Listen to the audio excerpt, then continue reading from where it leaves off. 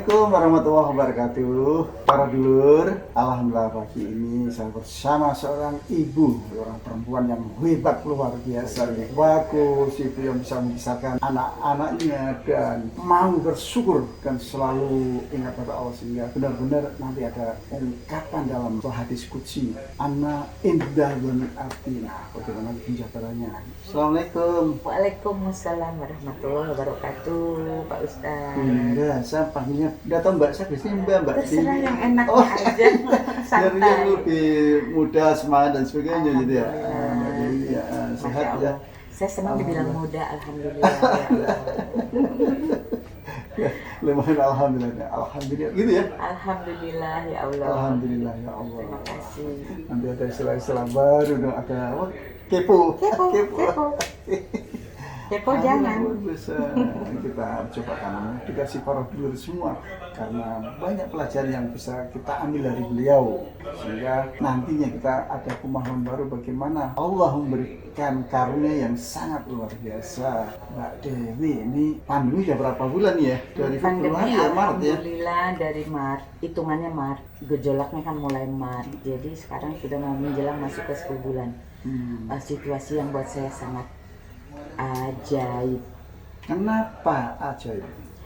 Karena banyak hal-hal yang tidak bisa masuk logika, Tuhan buktikan.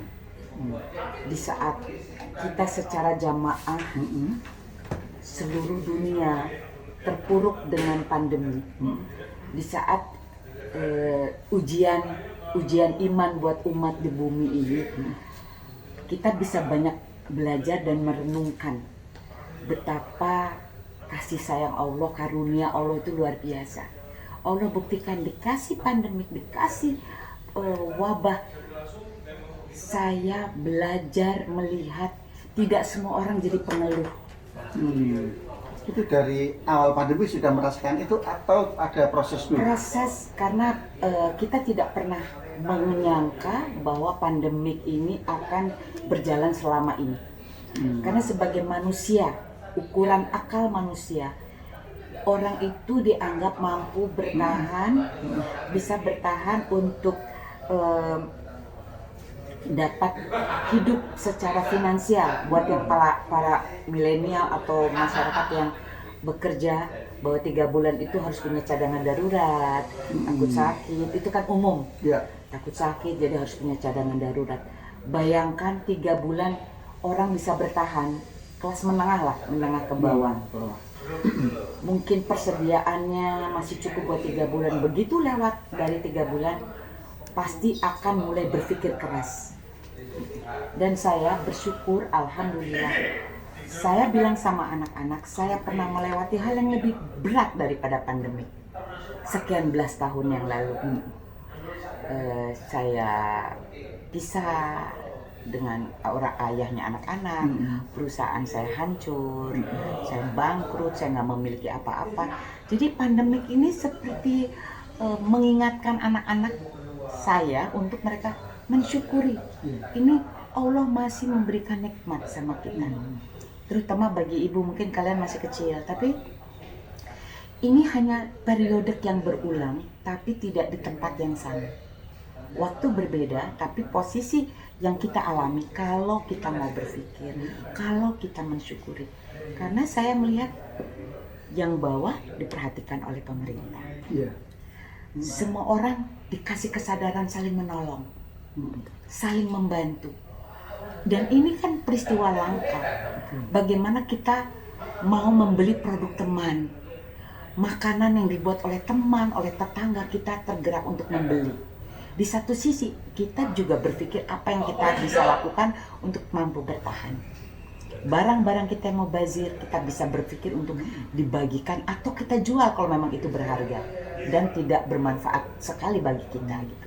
Artinya ini pelajaran untuk buat saya pribadi, pelajaran untuk mampu berpikir hidup tidak mubazir. Kemudian pertolongan Allah. Saya tidak dengar ada orang yang sampai tidak bisa makan. Bahkan yang jadi COVID pun tetangganya ternyata juga apresiasi dan saling berkontribusi, saling menolong luar biasa ya. Guyup Tidak, jadi ada penyadaran bahwa bukannya dijauhkan, mungkin ada satu dua yang karena pemahamannya belum sampai. Dianggap padahal bukan. Ya, tapi luar biasa untuk semua guyup untuk membantu, mensupport, memberikan dukungan. Jadi ini pembelajaran kemanusiaan kita diasah, dibangkitkan, diasah, dan buat saya dibilang ini masa ajaib pandemik ini. Karena memang ini ujian iman Pak Ustadz. Saya hanya berpikir dan bicara sama anak-anak. Kalian itu bisa ngebayangkan tidak bagaimana kasih sayang Allah. Makhluk di gurun pasir yang tandus saja Allah pasti kasih rezeki, apalagi kita gitu. Jadi saya bilang hanya orang-orang yang mengeluh dan selalu merasa kurang yang menganggap bahwa peristiwa ini peristiwa yang menyusahkan. Susah secara dunia, iya. Tapi coba renungkan betapa masih banyak nikmat yang Allah berikan pada saat pandemi ini berjalan.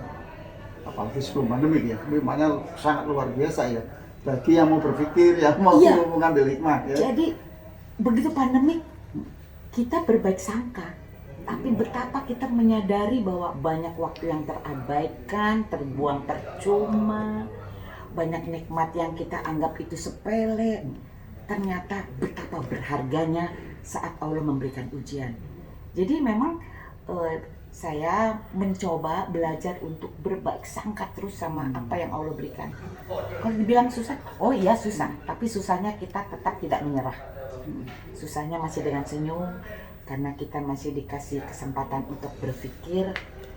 Jadi dari nikmat yang sekecil apapun kita belajar, karena mensyukuri itu kan kadang-kadang Pak Ustadz hanya di kata-kata, Betul. hanya di teori. Kamu bersyukur, ayo bersyukur. Tapi makna bersyukur yang sesungguhnya itu harus Allah berikan peristiwa seperti ini. Saya sampai selalu kan jamaah saya anak-anak. Jadi saya cuma penyanyi, saya bukan ustazah, tapi saya hanya ingin memberikan kepada anak-anak saya pengalaman, pembelajaran, karena saya juga melihat mereka secara ilmu lebih tinggi dari saya. Mereka sekolah, ilmunya tinggi, tapi saya bilang ada yang lebih tinggi dari sekadar ilmu akademis. Apa? Pemahaman tentang akhlak, tentang budi pekerti, tentang bagaimana berempati. Jadi adab itu di atas akademis. Saya selalu menekankan kepada anak-anak itu. Jadi kesuksesan bagi ibu bukan kaya raya, tapi kaya dan mulia. Wah, luar biasa para dulur. Nah, jadi saat ini tidak hanya nyanyi ini profesinya ya, tapi juga ada bisnis, kemudian juga tadi jadi guru atau ustazah nih bagi anak-anak. Enggak, buat anak-anak iya buat anak-anak karena Buat itu. anak-anaknya. Karena Lebih kalau- pada apa? Memotivasi atau apa? Saya hanya ingin bahwa anak-anak saya bisa menjadi anak-anak yang mampu diterima doanya oleh Allah untuk mendoakan saya nanti. Amin. Dan saya hanya berharap mereka bisa jadi pribadi mandiri yang bisa bermanfaat, ilmu yang mereka dapatkan bisa bermanfaat buat sesama. Saya tidak bisa bisnis, tapi saya harus berikhtiar, berniaga, dan itu dari saya kecil sudah dilatih oleh keadaan. Jadi saya selalu bilang sama anak-anak, kalian tidak boleh tangan di bawah, tapi kalau kalian minta pekerjaan, lebih terhormat daripada minta-minta tanpa kerja. Kalau kamu punya skill, kamu boleh berikhtiar, bersilaturahmi, saya bisa bekerja, saya bisa melakukan ini, memberikan presentasi yang baik. Kemudian dalam pandemi ini, semua yang tadinya tertutup, terbuka. Oh iya, suami saya punya keahlian menjadi orang media, bisa jadi kameramen, bisa jadi soundman, bisa ngatur lighting, dan itu kemampuannya muncul semua karena keadaan. Tadinya kan sudah di belakang layar. Yes. Tadinya kan suami saya bikin film dokumenter waktu mudanya gitu. Dan menjelang saya bersama sudah alhamdulillah 13 tahun. Kita sudah menikmati lah, menikmati menyanyi sebagai hobi gitu. Kemudian kan setelah sekian belas tahun menguraikan benang kusut, bertanggung jawab terhadap kebangkrutan lalu kita harus selesaikan pelan-pelan semuanya. Jadi sedang di ujung-ujung menikmati masa tua bersama, dapat pandemi. Justru kreativitas keluar. Bagaimana supaya bisa bertahan, bagaimana tetap bermartabat sebagai manusia, bahwa kita berniaga itu kan Rasulullah sudah mencontohkan. Berniaga itu halalan thayyiban, yang penting tidak saling merugikan, saling ridho birido. Jadi saya sama suami bikin usaha jasa, bikin ucapan selamat, udah selamat ulang tahun atau pembukaan kafe atau pembukaan perusahaan audiovisual, yang bisa dibeli oleh masyarakat dengan tidak mahal gitu kan. Kita bikin kemasannya juga tidak sembrono gitu. Kemudian tiba-tiba keluar lagi, oh ya kenapa kita nggak bikin kuliner ya, paling tidak anak-anak bisa nikmati, keluarga, teman-teman. Jadi bisnisnya memang tidak buat umum, tapi supaya bisa ikut menikmati apa yang kita bikin. Ada keberkahan juga dan ya. Berkah yang penting. Betul. Kalau kontrak gimana? Masih jalan atau di cancel? Alhamdulillah sebagian di cancel, sebagian ada yang selain tunda cancel itu ada yang dibatalkan dan tidak mengurangi kecukupan yang Allah berikan. Jadi apa itu rahasianya dengan menyikapinya kayak apa sehingga bisa yakin pada Allah, husnuzan pada Allah ya? Bahwa di saat kadang-kadang barangkali juga para ibu, para sahabat semua pernah mengalami di titik kritis, rezeki datang lagi, udah persiapan dengan hakul yakin Allah tidak akan menyusahkan umatnya selama mau berikhtiar.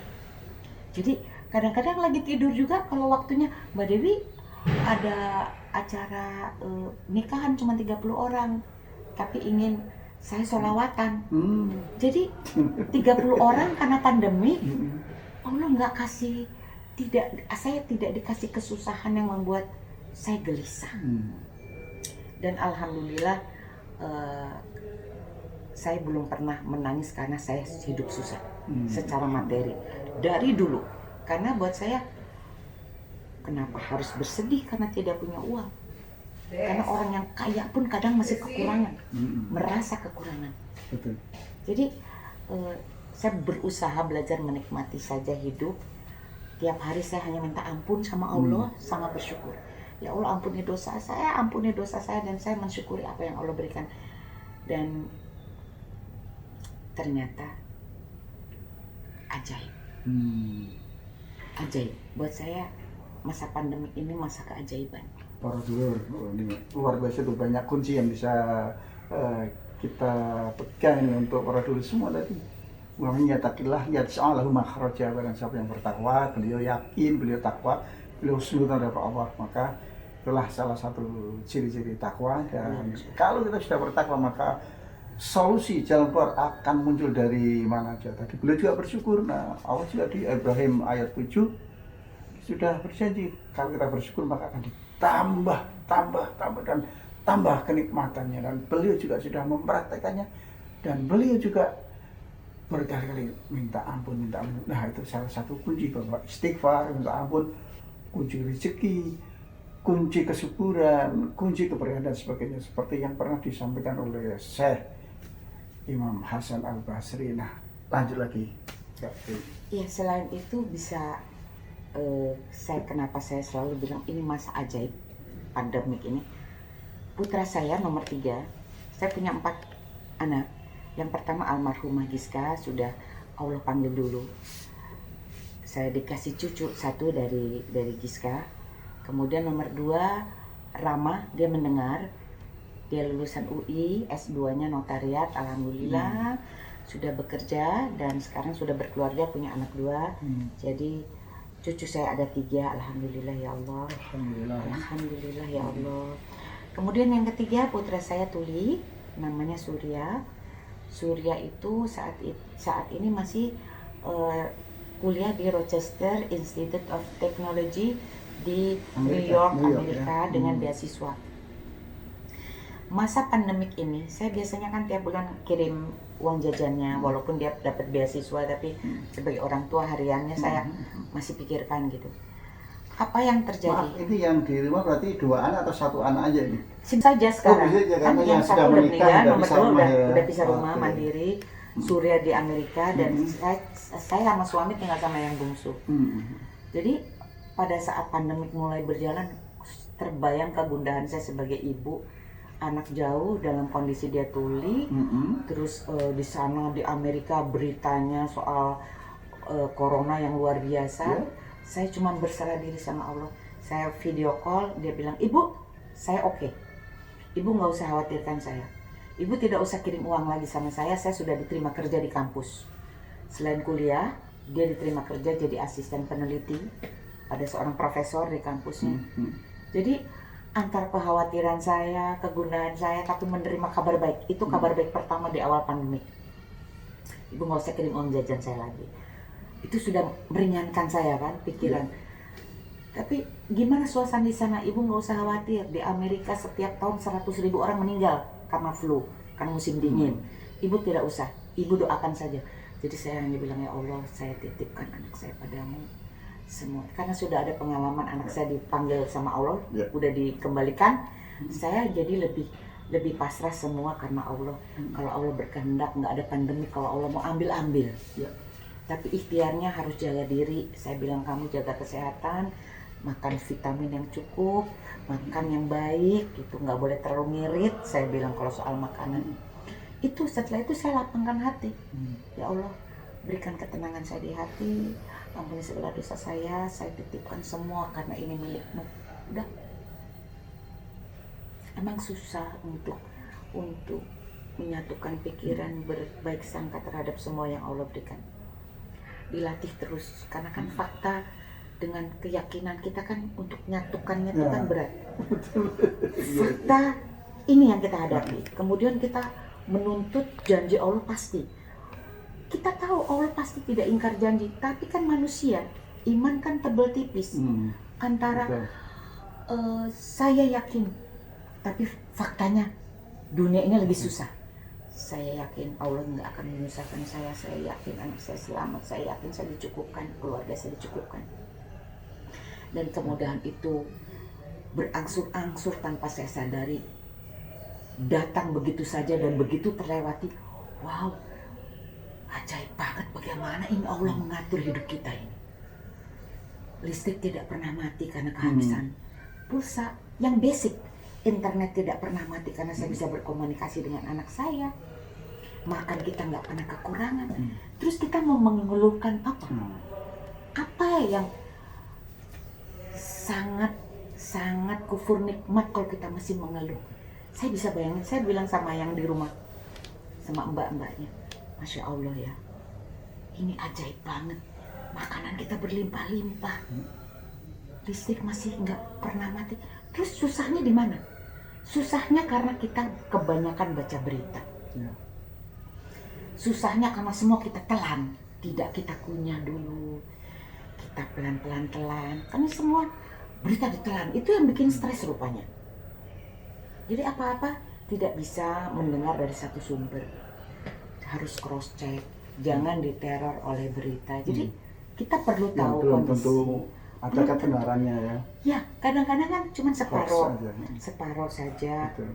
Kita tiba-tiba emosi kita terhasutkan gitu kan. Jadi memang aduh, kita ini nelen makanan aja nggak bisa asal masuk ditelan. Harus dikunyah, dinikmatin, dirasakan, baru ditelan gitu. Sehingga kita tidak tersesat dalam informasi, karena kebanyakan justru yang membangunkan emosi itu dari apa yang kita baca, dari apa yang kita dengar. Kembali ke anak nih ya, di beberapa kesempatan, bahkan juga tadi, sekarang gitu, ketika sedang Bu tempo hari juga, Mbak Dewi lebih senang atau lebih suka menggunakan diksi tuli ketimbang tunarungu ya? Itu apa ini atau bagaimana? Jadi kan ini Pak Ustadz, perkembangan bahasa, perkembangan narasi, sebutan, literasi katanya gitu kan. Dulu kan dibilang cacat. Orang itu kalau tidak sempurna fisiknya atau kurang inderanya akan dibilang kaum cacat, cacat tuli, cacat bisu kan gitu. Perkembangan waktu berjalan, makin orang memiliki pengetahuan yang lebih baik, mulai lebih sopan, dianggapnya lebih sopan dengan tunarungu. Tadinya dulu dibilang anak cacat, pokoknya Hmm. cacat, YPAC, Yayasan Oh, iya. Penyandang Cacat Indonesia, kan dulu gitu. Iya, iya. Beriringnya waktu mulai ada, kita makin beradab, Penghalusan ya. penghalusan dibilang tunarungu. Hmm. Beriringnya waktu lagi ternyata tunarungu itu dianggap ketiadaan. Tuna itu dianggap ada faktor kerusakan. Hmm. Padahal ini kan pemberian. Kalau ada orang Ya. tuli dari lahir, itu Allah berikannya seperti itu. Itu menurut kaum tuli. Kaum tuli, mereka lebih bangga dibilang tuli. Kenapa? Karena mereka punya identitas. Mereka punya bahasa sendiri. Mereka memiliki jati diri bahwa kita kaum tuli punya komunikasi yang berbeda dengan kaum dengar. Kita punya bahasa sendiri. Jadi itu yang membangkitkan rasa harga diri mereka, harga kepercayaan diri mereka. Sementara di sisi lain masyarakat menganggap kata-kata tuli itu kasar. Hmm. Aduh, jangan dibilang tuli dong, kasihan. Itu mereka tunarungu. Justru dengan bilang tuna wisma, orang yang nggak punya Nggak punya rumah. Tunarungu, orang yang nggak punya pendengaran. Padahal buat mereka memang kaum yang tidak memiliki informasi bunyi. Betul. Itu menurut pemahaman mereka. Iya, Dan saya sebagai ibu dari aktivis tuli, Surya itu aktivis tuli, Hmm. saya sangat menghormati dan mensupport. Ya. Oke, pertanggungjawabannya apa? Kita punya identitas, mereka bilang. Kita kaum tuli memiliki identitas. Sebut saja kita tuli. Kalau orang bulenya kan bilang deaf. Jangan dibilang tuna. Tunarungu itu ada kerusakan sistem. Tidak semua orang tuli Iya, karena iya, kerusakan sistem, tapi Iya, itu udah terlahir tuli. Itu gift dari Allah. Allah. Menurut Allah juga sempurna itu. Tetap penciptaannya itu sempurna sebenarnya. Makanya itu pemberian kan dari Allah, udah kondisinya seperti itu. Dan ternyata kesempurnaannya itu memang Allah lengkapi dalam hal yang di luar dugaan kita. Jadi ini barangkali dalam kesempatan ini buat para ibu-ibu, orang tua yang punya anak dengan disabilitas, Apapun ya. apapun itu, tunadaksa, dibilang daksa, netra, mereka sekarang sudah mulai disosialisasikan tidak pakai tuna. Oh. Jadi kaum disabilitas, netra atau daksa, penyandang disabilitas Ya, ya. pada umumnya tetap harus semangat dan yakin, karena Allah itu mempercayakan anak dengan disabilitas kepada sebuah keluarga. Artinya Allah percaya bahwa anak itu tidak akan disia-siakan, bahwa anak itu akan dijaga seperti menjaga anak-anak lainnya yang dianggap sempurna. Dan justru Pak Ustadz, saya itu dikasih rezeki sama Allah sebetulnya karunia dengan 2 anak tuli, 2 anak dengar, karena saya jadi belajar bagaimana ternyata lebih berat mendidik anak yang mendengar atau anak yang sempurna. Kenapa tuh? Karena kita sebagai orang tua kadang merasa itu sudah haknya orang tua mendapatkan anak yang sempurna. Padahal bukan hak, dia hanya dititipi anak dengan kesempurnaan secara fisik, tapi itu lebih membahayakan karena kita orang tua bisa lebih abai, merasa aman. Padahal kekurangan atau disabilitas yang tidak kelihatan itu lebih bahaya dibandingkan yang fisik. Contoh, kalau dia punya kecacatan atau disabilitas di hati, di batin, di pikir, di lisan, karena dia sempurna, itu lebih gampang terjerumus dibanding anak yang memiliki disabilitas kelihatan. Setuju. Karena pergaulan, narkoba, atau itu kan dialami oleh yang sempurna. Sebagian besar anak-anak sempurna yang terjerumus. Makanya saya bilang, ibu-ibu, wahai orang tua, waspadai kalau memiliki anak yang sempurna. Karena saya memiliki anak yang dengar dan tidak, itu justru lebih hati-hati menjaga yang dianggap sempurna. Kalau yang dengar, mereka punya komunitas, kita bisa tahu mereka kemana, temennya apa gitu. Tapi kalau anak yang sempurna, kita abai, merasa aman orang tua. Justru itu yang bahaya. Itu aja pengalaman yang... Kalau support dari Mbak Dewi sendiri terhadap 2 anaknya, almarhumah sama Misi Surya itu bagaimana? Mereka punya kesediaan, kemudian bisa sosialisasi dengan baik. Tapi yang menarik, kalau mana dulu kan saya sering ketemu itu bahwa biasanya anak saya, ini Kiska anak saya. dan Saya sebagainya. membanggakan titipan Allah kepada siapapun, pada makhluk di dunia. Hmm. Karena saya bilang ini kalau saya sebagai orang tuanya membanggakan dia, mengajak dia, menampilkan dia, insya Allah belum sempat orang akan membuli atau merendahkan. Kalau ada orang mau kasak kusuk sekalian, ayo tanya sama saya. Daripada saya sembunyikan, orang akan mencari tahu dan kepo. Justru dengan saya membawa anak saya kemana-mana, pertama keuntungannya adalah anak saya percaya diri. Dia diterima oleh saya karena anak dengan lahir tidak sempurna, katanya penyandang disabilitas. Mereka itu tidak menyadari pada saat mereka lahir sampai besar, kecuali perlakuan dari orang tua dan sekitarnya yang membedakan, yang membuat mereka jadi kecil hati, mereka merasa terpinggirkan. Karena mereka dasarnya pada waktu lahir mereka nggak tahu mereka berbeda. Yang membuat mereka berbeda karena lingkungan, orang tuanya malu, dititipin di mbahnya atau disekolahkan di tempat yang jauh, ditutup dari informasi kepada umum. Itu menekan orang tua dan itu membuat sakit jiwa kita sebetulnya.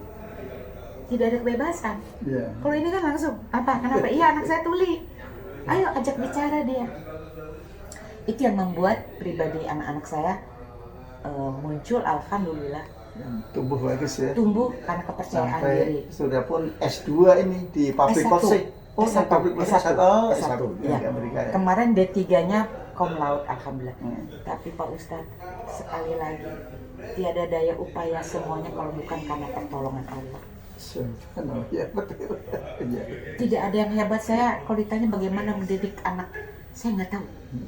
Saya cuma minta bimbingan Allah, ya Allah, saya nggak bisa apa-apa, saya nggak tahu apa-apa, saya nggak kuliah kelar, saya cuma ibu rumah tangga dan cuma ngamenan. Mohon dibimbing ya Allah, saya tidak punya daya, tidak punya kemampuan apa-apa. Cuma itu. Jadi kalau dibilang anak saya hebat, karena kasih sayang dan kehendak Allah aja saya dikasih upah. Luar biasa. Yang terakhir barangkali Mbak Dewi ya, mungkin ada menciptakan lagu untuk anak-anak atau enggak? Saya belum, tapi saya ingin mengcover lagu-lagu saya waktu saya kecil. Saya ingin sekali merekam lagi untuk saya bisa nyanyikan kepada cucu-cucu saya. Mudah-mudahan buat cucu-cucunya orang juga gitu. Menarik. Berkaitan dengan anak ini ada lagu khusus nggak yang sering dinyanyikan? Ada untuk menghibur diri atau untuk ke anak-anak itu? Itu ada satu lagu yang dibuat oleh Mas Cosi Pratama. Itu judulnya Putri. Itu saya yang minta. Usulan saya, Mas Cosi membuatkan untuk saya persembahkan sama Giska. Saat itu usianya 13 tahun kira-kira.